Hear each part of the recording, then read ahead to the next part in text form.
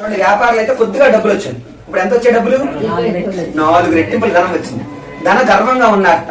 వీళ్ళు అసలు ఎటువంటి స్థితిలో ఉన్నారో, వీళ్ళు ఏమనుకుంటున్నారు, నేను ఒకసారి పరీక్షించాలనుకున్నట్టు ఈయన గురుగా ఉన్నాడు కదా. ఆయన చూడండి, భగవంతుడు చేసేది ఏదైనా లీలా అంటాం. లోకవత్ లీలా కైవల్యం. చూడు, నేను ఇక్కడికి వచ్చి కూర్చుని నీకు 4 మాటలు చెప్తానన్నా ఆయన ఆట, నువ్వు వినాలన్నా ఆయన ఆట, ఇక్కడికి వచ్చిన బంధువులంతా ఇక్కడ కూర్చోవాలన్నా ఆయన ఆట. లేకపోతే ఇలా కలపడే. ఆయన చేసినంత, ఆయన చేసే ఆటని లీలా అంటాం. భగవంతుడు చేసే ఆటని లీలా, భగవత్ లీలా, లోకవత్ లీలా కైవల్యం. ఆ అమ్మవారి ఆడి ఆట అనమాట. ఇవన్నీ ఆట ఎందుకని ఆడతాం? ఏదో డబ్బులు వస్తాయి ప్రయోజనం కోసం ఆడే ఆటలు వేరే ఉంటాయి, అవి వేరే.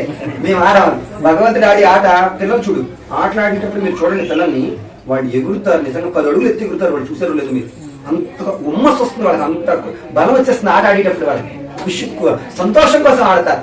వాళ్ళు ఆడేటప్పుడు దెబ్బ తగిలిన లెక్క చేయరు వాడు అసలు. అందుకని భగవంతుడు కూడా ఏంటంటే ఇదంతా ఆడిది ఆనందం కోసం ఆడతాడు, ఆనంద స్వరూపుడే. అందుకని ఆయన ఆట ఆయనకు ఆనందం, మనకి సంకటం. ఆయనకి ఆట, మనకి సంకటం. ఏంటి, మన పరీక్ష పెడుతూ ఉంటాడు ఆయన. అందుకని ఇక్కడ ఏం చేశాడు, వీళ్ళు అసలు ఎటువంటి స్థితిలో ఉన్నారో నేను ఒకసారి పరీక్షించాలి అని అనుకుని ఒక సన్యాసి రూపాన్ని ధరించాడు. ఇందాక బ్రాహ్మణ రూపంలో వచ్చాడు, ఇక్కడ సన్యాసి రూపంలో వచ్చి, ఓ వైశ్యుడా, నీ పడవలో ఉన్న సామాగ్రి ఏమిటయ్యా అని అడిగాడు. ఆయన ఎందుకండి పాపం ఆయన ఇప్పించింది డబ్బే, మరి వీడు కుదురుగా ఉండాలి కదా.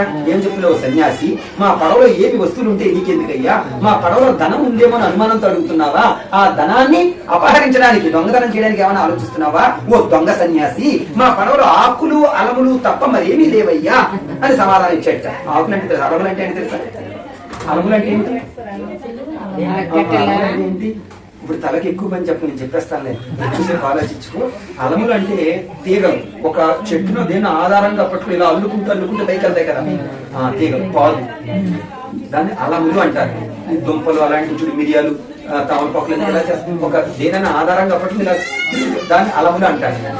ఆకులు అంటే మామూలువి, ఆకులు అలములు తప్ప మరి ఏమీ లేవయ్యా అన్నట్ట. అంటే ఇక్కడ ఆయన వెంటనే ఆ సన్యాసి రూపంలో వచ్చినటువంటి మహావిష్ణు ఏమన్నా చక్కగా దీవించారు వాళ్ళని. ఏమని, సత్యం భవతు దేవత, నీ నోటి నుంచి ఏవైతే మాటలు వచ్చాయో అవే సత్యం అగుగాక, ఆయన పేరే సత్యదేవుడు, అవే సత్యం అగుగాక అన్నట్ట. ఎందుకంటే స్వామివారికి ఇక్కడ జరిగింది తెలుసు, తర్వాత జరగబోయేది తెలుసు. అందుకని వీళ్ళ పని ఇలా కాదని చెప్పి ఆ నది ఒడ్డున ఒక రావి చెట్టు, వట వృక్షం ఉంటే దాని కిందకి వెళ్ళిపోయి ఇలా ధ్యాన నిష్ఠలో కూర్చున్నట్ట. ఈ మామగారు ఉదయాన్నే దంతదావనం అంటే పళ్ళు తొమ్ముతున్నాడు. తొమ్ముతూ చూసాట పడవ అప్పుడు నీళ్ళలో ఇలా బరువుగా ఉండేది, నది ఒడ్డున చిన్న చిన్న కెరటాలు వస్తాయి కదా, పడవ తీరికైపోయి ఇలాగా ఊగుతుంట. అనుమానం వచ్చింది, పరిగెత్తి వెళ్ళి పడవలోకి ఎక్కి చూసుకున్నాడు. ఇంకేముంది, అక్కడ వరకు ఉన్న ధనం మూటని మాయమైపోయి ఆకులు అలములు తప్ప మరేమీ లేవుట. మూర్ఛ తిరిగి కళ్ళు తిరిగి పడిపోయాడు. అల్లుడు పరిగెత్తుకుని వచ్చి మామగారు ముఖం మీద నీళ్లు చల్లి శ్వేత పీకి కూర్చోబెట్టి జరిగిన విషయాలంతా తెలుసుకుని అల్లుడు చెప్తున్నాడు, మామగారు సన్యాసి శాపం ఇచ్చాడు కనుక మన ద్రవ్యం అంతా ఈ విధంగా మాయమైపోయింది, ఇక్కడ మీరు చింతపడకండి. ఆయన ఆ వటవృక్షం కింద కూర్చుని ఉన్నాడు, మనం అక్కడికి వెళ్ళి ఆయన ప్రార్థిస్తే మనకి ఏదైనా లాభం జరుగుతుంది అని చెప్పాడు. అప్పుడు అల్లుడు మాటలు గమ్మున ఎంతరండి మామూలు, అందులో కొంచెం ఈగో ఉంటుంది. అందుకని అప్పుడు అల్లుడు మాటలు విని పరిగెత్తుకుని వెళ్ళి అప్పుడు సన్యాసి రూపంలో వచ్చినటువంటి మహావిష్ణు పాదాల మీద పడ్డాడు. పడి మీ మహిమను తెలుసుకోలేకపోయాడు, మీతో చాలా పరిహాసంగా మాట్లాడారు, నా తప్పుల్ని క్షమించండి స్వామి, నా ధనాన్ని నాకు ఇప్పించండి అని వేడుకుంటున్నట్ట. అనేక విధాలుగా ప్రార్థించాట. ఆ ప్రార్థనకు సంతృప్తి అయినటువంటి స్వామి యథాప్రకారం వారి ధనం ఉండేట్లుగా వరాన్ని ఇచ్చి మాయమైపోయాట.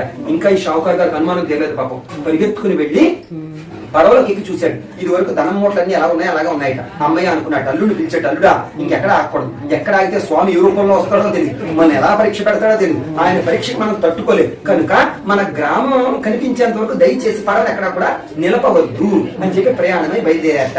కొంత దూరం ప్రయాణం అయ్యేసరికి వాళ్ళ గ్రామం కనిపించింది. తమ రాకను భార్యా పుత్రికలకు తెలిపరమ్మని నదీ తీరు నుంచి ఒక దూతను పంపించాట.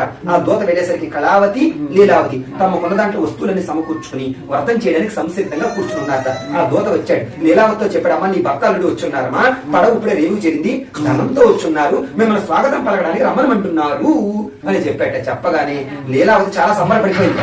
కూతురైనటువంటి కళావతిని తొందరపాటుగా నువ్వు చేస్తున్నటువంటి పూజ తొందరగా ముగించు తల్లి, భర్తను చూడడానికి పతిగల దర్శనార్థమాగి శీఘ్రతల్లే వరటోనా అంటే ఏంటి, భర్తను చూడడానికి మనం తొందరగా నదీ తీరానికి వెళ్ళాలి, తొందరగా నువ్వు చేస్తున్నటువంటి పూజ ముగించే తల్లి అని విడిగా వెళ్ళిపోయింది. పాపం చిన్నపిల్ల కదా, కళావతి పూజ అంతా బాగానే చేసింది. పాపం భర్తని చూడాలి అనేటువంటి తొందరపాటులో తీర్థ ప్రసాదాలు విస్తరించాలంటే మర్చిపోయి నదీ తీరానికి వచ్చేసింది. పడవ నుంచి అల్లుడుగా మామగారు దిగాడు కిందకి. అల్లుడు పడవలోనే కూర్చుని ఉన్నాడు. సగం ధనం మూటలు కిందకి దింపున్నారు, ఇంకా సగం ధనం మూటలు పడవలోనే ఉన్నాయి. తీరంలో ఉన్న వాళ్ళు అందరూ చూస్తూ ఉండగానే అల్లుడితో సహా ధనంతో సహా పడవ నీళ్ళలో మునిగిపోయింది. అందరూ ఆశ్చర్యపోతున్నారు. ఎందుకంటే నది మధ్య సముద్రం మధ్యలో పడవ మునిగిపోతే ఎవరికి అనుమానం రాదు. సుడిగుండాలు ఉంటాయి, లేకపోతే పెద్ద కెరటాలు వస్తాయి, అందులో పడవ మునిగిపోయింది అనుకుంటారు. నది ఒడిన పడవ మునిగిపోవడం ఏమిటా అని ఆశ్చర్యపోతున్నట్టు అందరూ. ఇదంతా దైవ ప్రాతికూల్యం అని వాపోతూ ఉన్నట్ట. తన భర్త మునిగిపోవడం చూసినటువంటి కళావతి తన భర్తతో పాటు తాను కూడా సహగమనం సతీ సహగమనం అంటారు కదా, భర్తతో పాటు ఇదివరకు ఏం చేసేటువంటి పూర్వకాలంలో భార్యను కూడా దాన్ని సహగమనం అంటారు. అలా తన భర్తతో పాటు తాను కూడా ఈ శరీరాన్ని విడిచిపెట్టాలి దీనని నీళ్ళలో జలప్రవేశం చేయడానికి సిద్ధపడిపోయింది. అప్పుడు ఆ షావుకారు గారు ఇదంతా ఆ సత్యదేవుడు మాయాపాసం, అందులో నేను చిక్కుకున్నాను, నాకేం జరుగుతుందో నాకేమీ తెలియట్లేదు, నా శక్తి వంచన లేకుండా ఆ స్వామిని నేను కొలుస్తాను, ఈ మాట సత్యము సత్యం అని చెప్పి వేడుకున్నాడట. అప్పుడు అదృశ్యవాణి ఆకాశం నుంచి మాటలు వినబడుతున్నాయట.